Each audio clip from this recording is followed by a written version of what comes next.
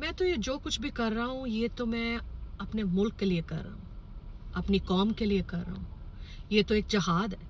آج سے 28 سال پہلے جب میں نے یہ جہاد شروع کیا تھا تو اسی وقت میری یہ نیت تھی کہ اس ملک کو، اس قوم کو اور ان کے آنے والی نسلوں کو اس اشرافیہ سے، اس دہشت گردوں سے، ان لٹیروں سے، چوروں اور ڈاکوؤں سے بچانا ہے۔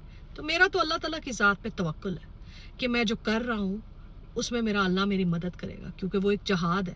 اپنی ذات کے لیے، اپنے آپ کو مفاد دینے کے لیے، اپنے آپ کو فائدہ دینے کے لیے تو میں کر ہی نہیں رہا۔ یہ الفاظ ہیں اس عمران احمد خان نیازی کے۔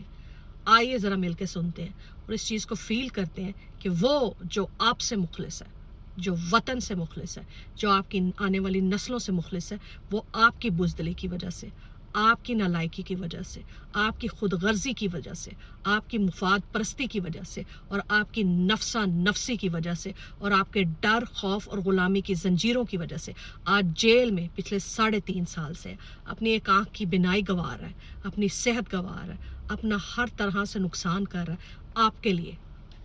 آپ اس کے لیے کیا کر رہے ہیں؟ سوال ہے آپ سے، جواب دیجیے گا۔ آئیے مل کے ویڈیو دیکھتے ہیں۔